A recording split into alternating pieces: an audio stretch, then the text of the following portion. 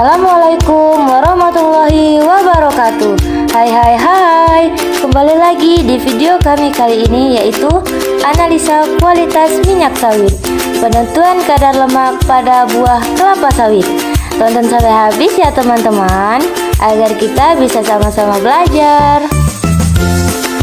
Tujuan pada praktikum penentuan kadar lemak pada buah sawit yaitu untuk mengetahui kadar lemak pada buah sawit berdasarkan tingkat kematangan buah. Metodologi alat pada praktikum kadar lemak yaitu labu lemak, cawan Petri dish, alat soklet, timbangan analitik, parutan, spatula, open, desikator, timbel, gelas beker, dan Erlenmeyer. Sedangkan pada metodologi bahan yang digunakan pada praktikum kadar lemak yaitu kelapa sawit dan N-heksan. Pada prosedur kerja kadar lemak, yang pertama adalah siapkan alat dan bahan yang akan digunakan pada saat praktikum kadar lemak. Yang kedua, haluskan sampel dengan cara diparut. Yang ketiga, lakukan pengopenan selama 30 menit untuk labu lemak dan sampel yang akan digunakan pada saat praktikum kadar lemak.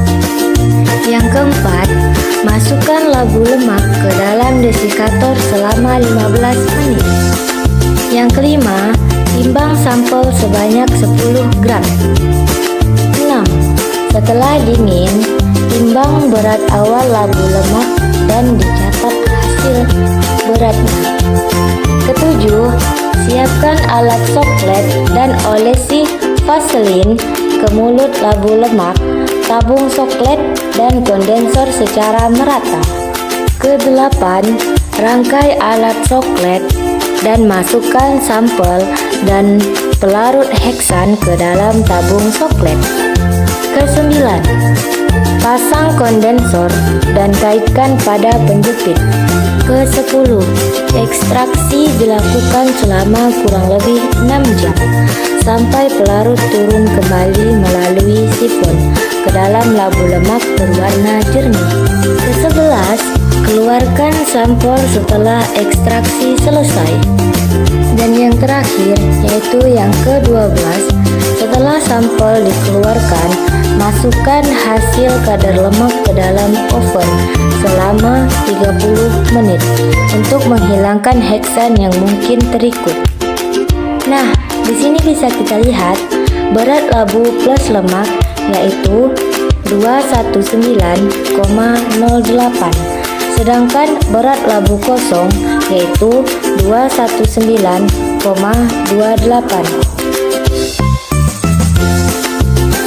Pada perhitungan kadar lemak diketahui W1 10,01 gram, W2 218,18 dan W3 219,08.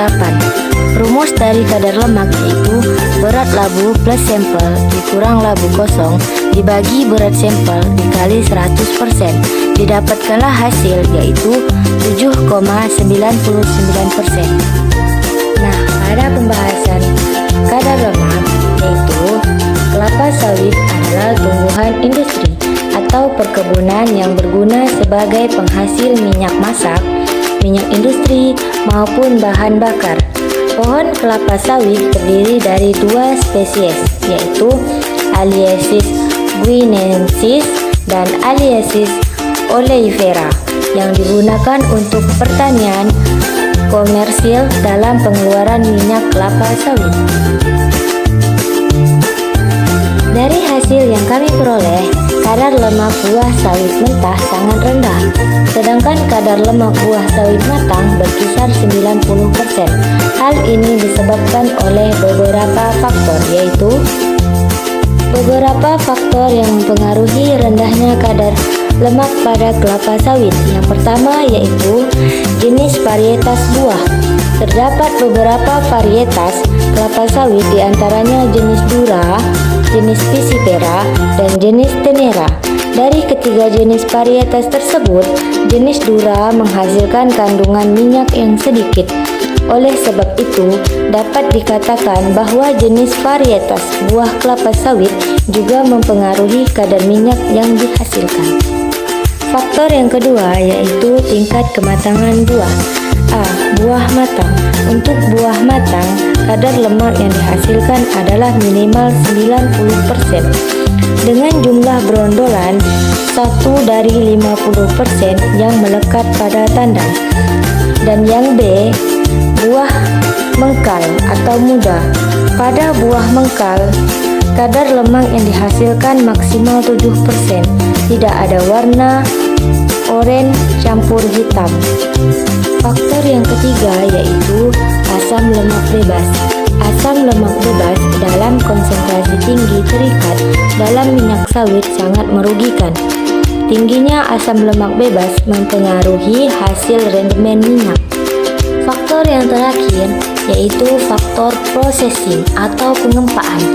Processing adalah alat pengempa untuk memisahkan minyak dari daging buah atau fiber cake. Tekanan pada press yang digunakan sebesar 50-70 bar. Karena jika tekanan terlalu rendah akan mengakibatkan fiber atau serabut yang masih basah sehingga mengakibatkan terhambatnya pembakaran pada boiler serta oilosis atau kehilangan minyak. Jika tekanan terlalu tinggi akan mengakibatkan broken kernel atau kehancuran kernel. Kesimpulan pada praktikum kadar lemak buah kelapa sawit yang telah dilakukan, hasil kadar lemak yang diperoleh dipengaruhi oleh beberapa faktor, diantaranya faktor varietas buah, tingkat kematangan buah, kadar asam lemak bebas, dan processing. Sekian presentasi yang dapat kami sampaikan. Semoga materi yang kami sampaikan tersebut bisa bermanfaat bagi teman-teman. Kalau kamu cari anak kedokteran, teknik, hukum, aku mundur. Tapi kalau kamu cari anak pertanian, aku maju paling depan. Tadahku siap menghidupimu. Oke, see you next time di video. Jangan lupa like, comment, share, and subscribe ya.